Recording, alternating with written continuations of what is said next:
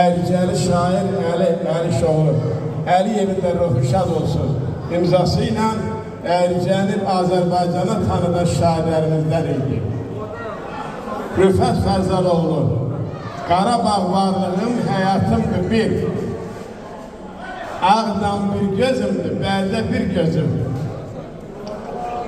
İki söz yaddaşım qurban, sadağa.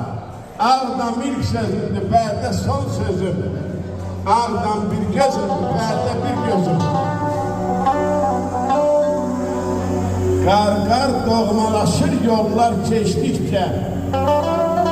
Suyundan bağçalar, bağlar içdikcə. Tərtərim səs verir, bu xoş sevincə. Lalədən don geyib, çəmənim, düzüm. Ağdan bir gözüm, Bərdə bir gözüm.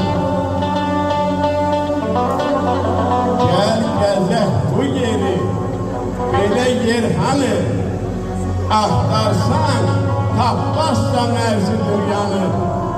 Ay Əli Şoğlu, yoxsa sən unuttun Azərbaycanı. Yox, mənim ona qurbanam özüm.